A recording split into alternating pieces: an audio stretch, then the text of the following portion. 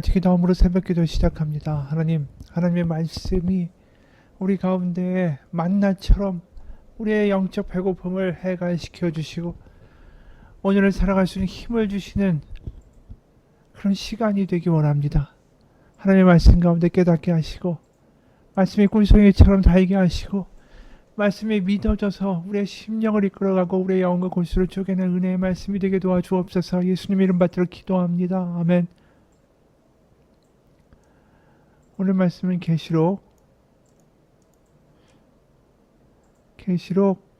16장 12절에서 21절입니다. 계시록 16장 12절에서 21절입니다.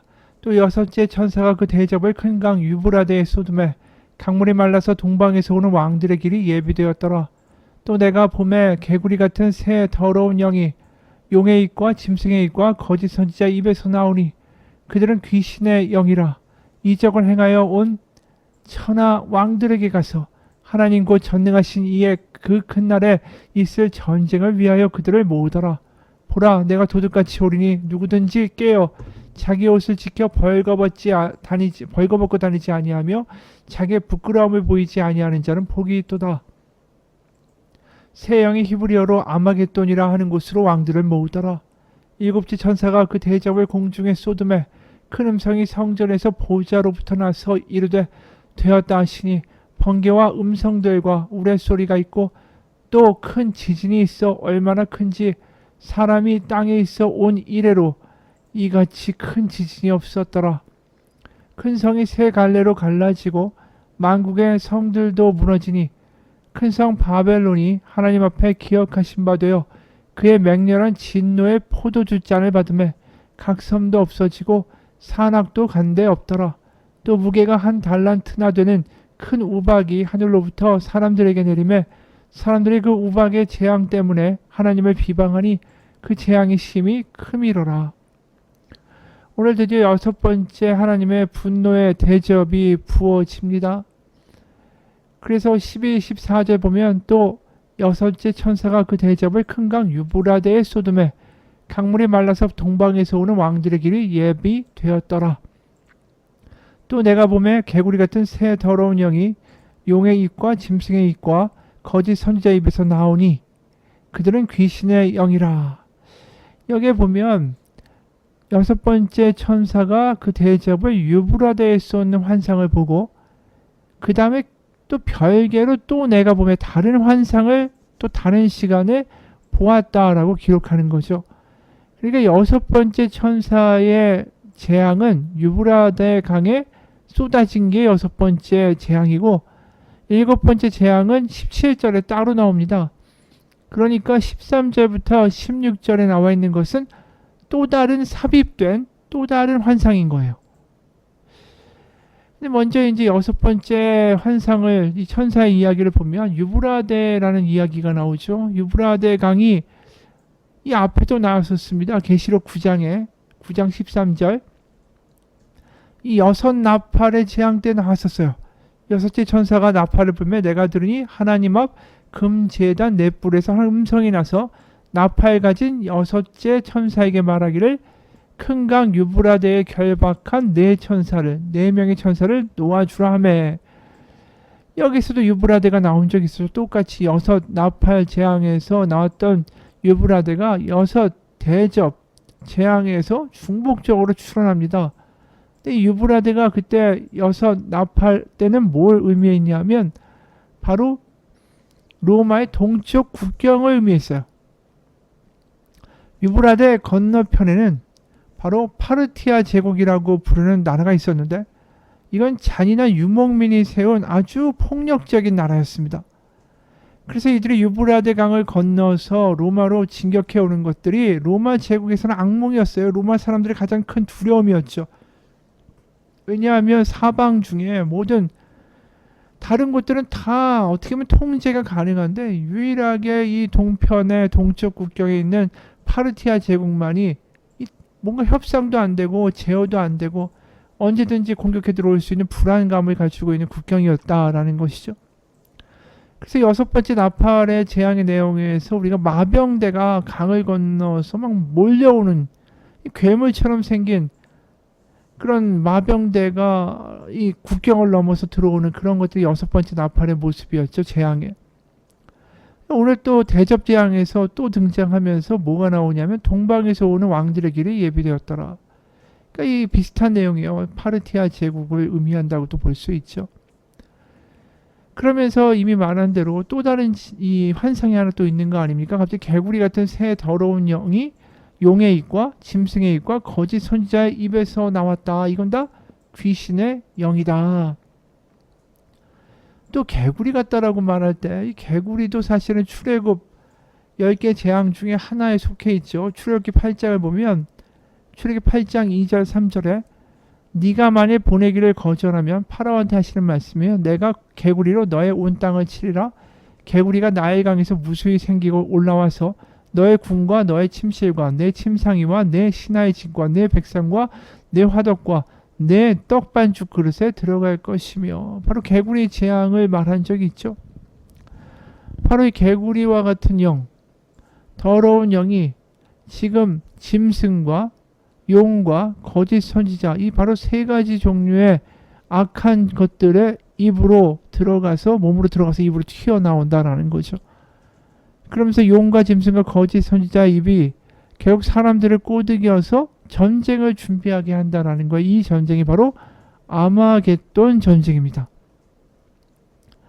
아마겟돈 전쟁이 무슨 전쟁이냐면 바로 이 하나님을 대적하는 악한 자들, 땅에 속한 자들과 성도들 간의 전쟁이 벌어진다라는 거예요.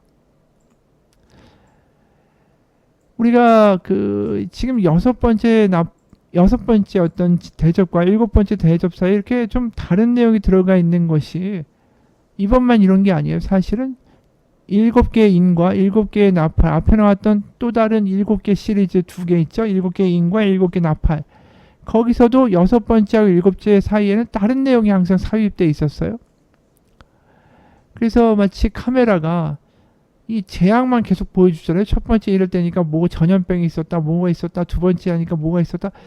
다 이 7개 재앙 중에서 1, 2, 3, 4, 5까지 갈 때는 다 재앙들만 나오다가 이 6개까지 딱 한 다음에 카메라가 갑자기 재앙에서 확 돌려서 어딜 보여주냐면 그 재앙이 일어나는 동안에 성도들은 어떠한 모습이 되어 있을까?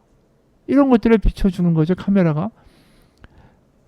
그래서 예를 들어 14만 4천 명에 대한 이야기가 그 여섯 번째 나팔과 일곱 번째 나팔 사이에는 또, 그러니까 그 여섯 번째 인과 일곱 번째 인, 그 사이에 14만 4천 명이 있었고, 여섯 번째 나팔과 일곱 번째 나팔 사이에는 또 두 증인의 이야기가 있었어요. 그러니까 좀 간단하게 요약하면 앞서 나온 그 두 가지 재앙 시리즈 있지 않습니까? 7개의 인과 7개의 나팔.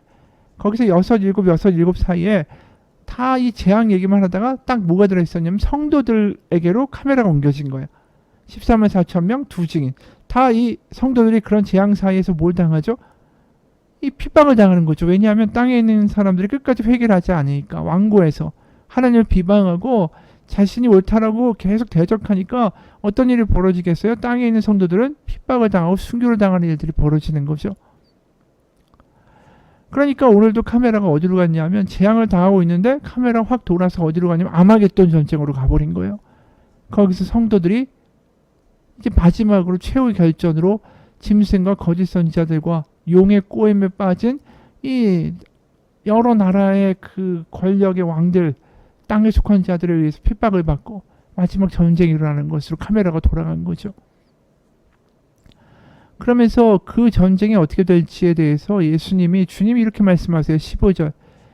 보라, 내가 도둑같이 오리니 누구든지 깨어 자기 옷을 지켜 벌거벗고 다니지 아니하며 자기의 부끄러움을 보이지 아니하는 자는 복이 있도다.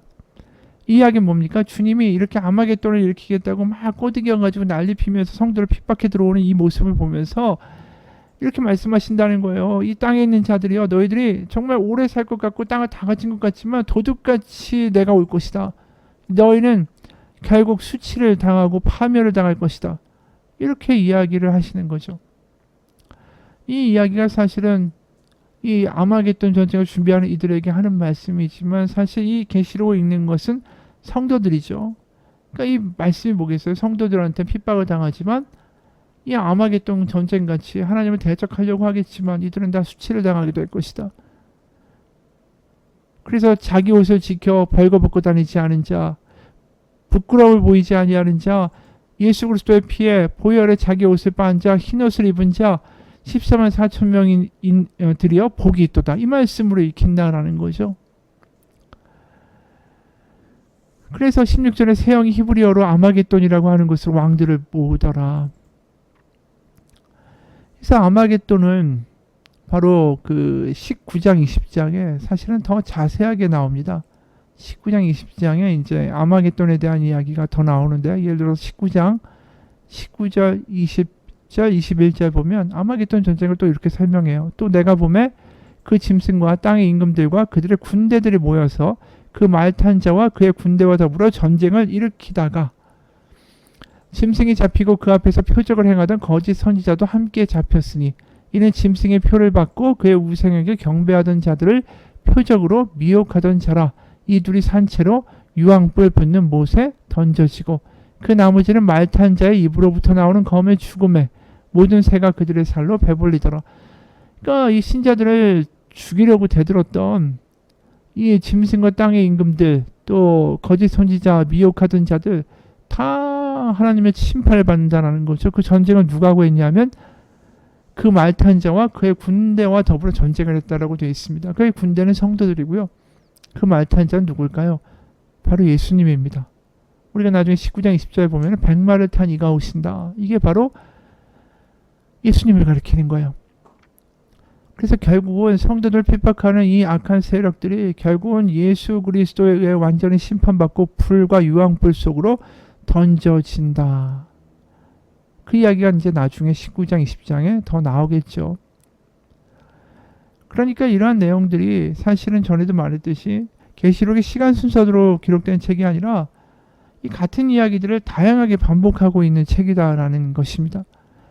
그래서 이걸 뭔가 현대의 어떤 예언처럼 풀고 현대의 시간표에다 갖다가 막 이건 어디에 해당하고 이건 어디에 해당하고 이렇게 하는 것 자체가 이단스러운 사실 행위가 될 수밖에 없는 거죠. 그래서 이 아마겟돈 전쟁이 우리가 말한 대로 19장 20장에도 나오지만 11장에도 사실은 나온 적이 있어요. 11장 7절과 13절을 보면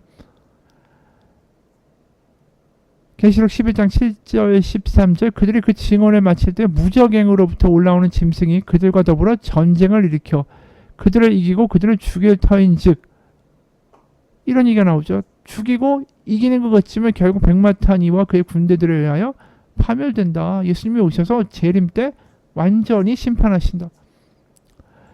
그래서 13절에 보면 계시록 11장 13절에 또 이런 얘기도 나왔어요. 그때에, 그러니까 그 아마겟돈 전쟁이 있을 때 큰 지진이 나서 성 10분의 1이 무너지고 지진에 죽은 사람이 7천이라. 그 남은 자들이 주려고 하여 영광을 하늘 하나님께 돌리더라. 이 지진이 일어났다라는 이야기를 하죠. 그런데 오늘 7번째 재앙의 대접 재앙의 내용이 지진이에요. 그러니까 중복되는 거죠. 그래서 오늘 17절에 보면 7째 천사가 그 대접을 공중에 쏟음에 큰 음성이 성전에서 보호자로부터 나서 이르되 되었다 하시니 번개와 음성들과 우레소리가 있고 또 큰 지진이 있어. 얼마나 큰지 사람이 땅에 있어 온 이래로 이같이 큰 지진이 없었더라. 엄청난 지진이 발생해요. 그러면서 큰 성도 세 갈래로 갈라지고 쪼개졌더라. 여기 큰 성은 새 예루살렘을 말하는 것이 아니라 바벨론을 의미하는 겁니다. 바벨론. 그러니까 바벨론을 계시록에서 음녀라고도 표현하고, 다시 말해서 다른 민족들을 하나님을 버리고 우상 숭배, 다시 말해서 황제 숭배를 할 수 있도록 꼬드기는, 행음을 일으키는, 음란을 전염시키는 여인, 그런 바벨론으로 이제 표현한 거죠. 그러니까 구약 성서에서 바벨론이 행했던 일이 그 일 아닙니까? 와가지고 다 내가 믿는 이 마루둑을 섬겨라. 너 여호와 따위는 나에게 아무런 의미가 없다. 힘도 없지 않냐. 이런 식으로 꼬드겼던 나라가 바벨론입니다. 그리고 바벨론의 수도 바벨론인 거죠. 그러니까 이 바벨론을 다시 말해서 이 로마로 은유적으로 표현하고 있는 겁니다. 말한 대로 계시록 이 편지가 섬에서 육지로 나가려면 이 검열을 거쳐야 하니까. 그래서 바벨론이라고 말하는 것이 로마 제국의 수도 로마를 의미하는 거예요, 사실은.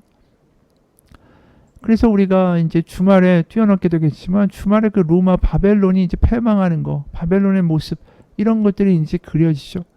근데 어찌됐든 간에 여기 나와 있는 큰 성은 새 예루살렘이 아니라 바벨론, 로마 제국의 수도 로마를 가리킵니다. 그 로마가 세 개로 쪼개지는 거죠. 우상 숭배, 황제 숭배를 강요하고 다니던 그 로마가 세 개로 쪼개진다. 왜 세 개일까요? 앞에 이미 세 가지 종류가 나왔죠. 개구리와 같은 영, 더러운 영이 용, 짐승, 거짓 선지자 입에 들어갔다. 그러니까 이 세 가지가 결국은 다 나중에 징벌받지 않습니까? 아마겟돈에서. 그것처럼 바벨론이 세 가지로 완전히 쪼개져 버렸다. 같은 맥락에서 세 개로 쪼개졌다라고 표현하는 거죠. 그래서 19, 20절 큰 성이 세 갈래로 갈라지고 만국의 성들도 무너지니 큰 성 바벨론이 하나님 앞에 기억하신 바 되어 그의 맹렬한 진노의 포도주잔을 받음에 각 섬도 없어지고 산악도 간데 없더라. 그리고 거기에다가 우박까지 내립니다. 21절에 또 무게가 한 달란트나 되는 큰 우박이 하늘로부터 사람들에게 내림에 사람들이 그 우박의 재앙 때문에 하나님을 비방하니 그 재앙의 심히 크미로라. 우박 재앙도 출애굽기에 나왔었죠. 출애굽기 9장 19절에 보면 이제 사람을 보내어 내 가축과 내 들에 있는 것들을 다 모으라. 사람이나 짐승이나 물에 들에 있어서 집에 돌아오지 않는 것들에게는 우박이 그 위에 내리리니 그것들이 죽으리라 하셨다 하라 하시니라. 사실 출애굽기에 나와 있는 재앙 자체가 그 당시 최대 강대국인 애굽, 완악하고 회개하지 않은 애굽에게 내린 것처럼 일곱 대접의 재앙이 이제 로마 제국에 내리게 되는 거죠. 땅에 있는 사람들에게. 그리고 종말의 때도 마찬가지예요. 사실 이러한 패턴이 계시록이 물론 로마 제국의 상황을 대변하여 암시적으로 쓴 것이 맞지만 동시에 하나님이 이르실 그 최종적인 나라의 모습도 기록하고 있습니다. 새하늘 새 땅 새 예루살렘. 이 모습은 예수님이 재림하시는 종말의 모습이기도 한 거죠. 그래서 이 책 자체가 굉장히 복합적으로 쓰여 있는 것입니다. 그래서 사실은 이 재앙의 모습이 물론 로마 제국에도 해당되겠지만 예수님이 이런 말씀도 하세요. 마태복음 24장에 보면 마태복음 24장 4절부터 14절 보면 이런 말씀하세요. 예수께서 대답하여 이르시되 너희가 사람의 미혹을 받지 않도록 주의하라. 많은 사람이 내 이름으로 와서 이르되 나는 그리스도라 하여 많은 사람을 미혹하리라. 이게 개구리 같은 더러운 영이 들어가서 거짓 선지자 용 짐승에게 들어가서 사람들을 미혹시켜서 진짜 하나님을 믿는 이들을 핍박하게 만들 것이다. 이 이야기죠. 그래서 6절 마태복음 24장 6절 난리와 난리 소문을 듣겠으나 너희는 상가 두려워하지 말라. 이런 일이 있어야 하되 아직 끝은 아니니라. 그렇죠. 7개의 재앙이 지나가는데 이런 일이 있다고 해도 끝은 아니다. 예수님의 재림이 있을 때까지 환란이 있을 것이다. 7절 민족이 민족을 나라가 나라를 대적하여 일어나겠고 곳곳에 기근과 지진이 있으리니 오늘 나와 있는 계시록의 말씀을 그대로 또 하시죠. 9절 그때 사람들이 너희를 환란에 넘겨주겠으며 너희를 죽이리니 너희가 내 이름 때문에 모든 민족에게 미움을 받으리라. 14만 4천 명의 말씀이시죠. 10절 그때 많은 사람이 실족하게 되어 서로 잡아주고 서로 미워하겠으며 11절 거짓 선지자가 많이 일어나 많은 사람을 미혹하겠으며 오늘도 나왔죠. 12절 불법이 성함으로 많은 사람의 사랑이 식어지리라. 그러나 끝까지 견디는 자는 구원을 얻으리라. 계시록에 나와 있는 말씀이죠. 이기는 자는 복이 있도다. 흰옷을 입은 자는 복이 있도다. 여호와와 예수 그리스도의 이름을 이마에 새긴 자는 복이 있도다. 그래서 14절 마태복음 24장 14절 이 천국 복음이 모든 민족에게 증언되기 위하여 온 세상에 전파되리니 그제야 끝이 오리라. 그러니까 하나님의 이 은혜와 사랑에 대한 이야기가 끝까지 그들에게 들려질 때까지 하나님은 최선을 다하시지만 결국 그 종말의 때가 임하게 될 것이다. 예수님도 이 계시록의 이야기를 그대로 하신 거예요. 다시 말해서 이 종말의 때에 일어날 일들이 반드시 이러한 모습일 것이다. 예수님이 이야기하시는 게 이 계시록에도 나오고 마태복음에도 나오고 그리고 우리의 삶 속에서도 사실은 일어날 수 있는 일이 되는 것이죠. 로마 시대 때만 일어난 것이 아니라 아직 7 재앙의 끝이 오지 않았으니까 말입니다.